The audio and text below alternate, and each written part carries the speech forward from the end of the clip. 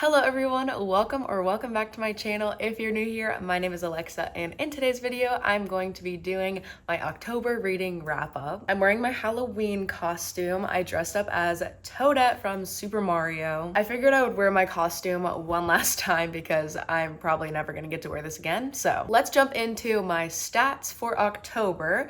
I read 11 books and the genre breakdown was 2 thriller mystery, 2 horror, 1 sci-fi, 1 romance, 1 historical fiction, 1 memoir, and 3 YA. 2 of those were fantasy, and then 1 of those was a thriller mystery. I read approximately 3,745 pages. My average rating was a 3.3 out of 5, and I only read 4 out of the 8 books on my October TBR. But let's not dwell on that. Starting out with the first book that I read, it is The Only One Left by Riley Sager. I feel like this book has a lot of hype in the thriller mystery world, but I don't know. As for me personally, I just didn't really get the hype. Oh, my bookmark is still in here. In this book, you're basically following this lady who is a home healthcare worker, and she starts taking care of this lady who lives at this like remote mansion, and everybody in her household ended up dead. And so she's the only one left, and she tries to tell the healthcare worker her story. At the end of the day, I felt like this was a good book. I just feel like all of the pieces didn't come together as seamlessly as I hoped they would. Therefore, I just didn't end up liking this book as much as I feel like other people do. But I still feel like it's a good book and I would recommend it. And I gave this one a 3.5 out of 5 stars. The next book that I read is Apprentice to the Villain by Nicole Maehrer. This is the second book in this series, and I think there's gonna be a third book, but yeah, I feel like there's not too much I can say about this one since it is the second book in a series. But we're basically just following all the same characters from assistant to the villain, and you know what they're up to now after the ending of the first book. I feel like I really enjoyed the characters in this story, but overall the plot in this book was very confusing. I feel like there are a lot of random time jumps and unnecessary POVs, and also just a lot of elements that were not explained, leaving the reader to have to like fill in the gaps. So yeah, I liked being back with these characters, but I feel like overall some of the things within this book didn't really work for me, but I ended up giving this 3 stars because I did like it. The next book that I read is the audio-only book that Ali Hazelwood just came out with, and it is called Two Can Play. I borrowed this one from Libby, and it is only like 4 hours. It's super short. It's basically about these like rival video game developers, and their companies end up going on a winter retreat together because they're gonna do a collaboration on a new project. And we're just following these 2 rivals in the video game industry and seeing whether or not they can put aside their differences and be together. And as far as this audiobook goes, it is a very classic Ali Hazelwood STEM romance book formula. If you've read one of her books before, you already know what's gonna happen. So if you like that, I feel like this is good. If you don't like that, you're not gonna like this. If you don't end up listening to this one, you're honestly not missing out on much, but if you want a cute little fun romance story, it's good. I gave it 3 stars. The next book I read, I actually gave to my friend, but it is Lessons in Chemistry by Garmus. There's so much hype around this book, and I feel like it lives up to the hype. It's basically about this female chemist and just her experience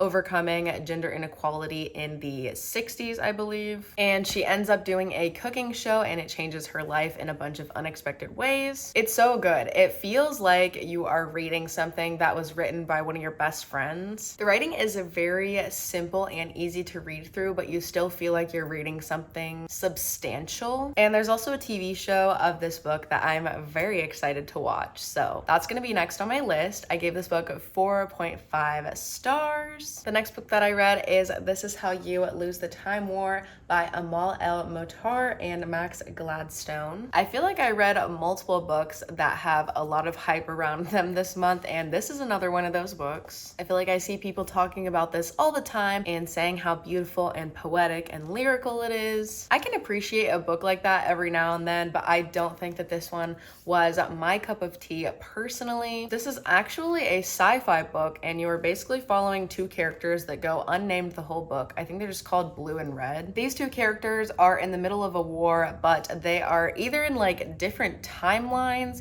or different like universes. I'm not exactly sure, but there's a war going on. They're in different realms and they basically figure out how to communicate by writing letters to each other, and it's basically just following their relationship within this world. It's definitely the type of book that's very poetic in its own beautiful and unique way, but I also at the same time kind of felt like I was jumping into this book like in the middle of it. Like, it's a lot of work at the beginning to even figure out where you are and what's going on. Another way to describe it would be like picking up the third book in a series. Like, things have already been explained and you're not exactly sure what's going on. So yeah, there were some aspects that I did like, but also some that I didn't really like, and I ended up giving this one 3 stars. The next book that I read is Truly Devious by Maureen Johnson, and this book is following our main character as she goes to this highly acclaimed private school for people with like, not necessarily like special gifts, but they all have their own special reason for being accepted into this school. And a long time ago, there was this person named Truly Devious that was at this school, and a lot of mysterious things happened involving this person. So our main character wants to open up this cold case and solve it once and for all. But once she opens it, she finds that there are more mysteries than she originally thought that there were. So yeah, we're pretty much just following them trying to solve this cold case.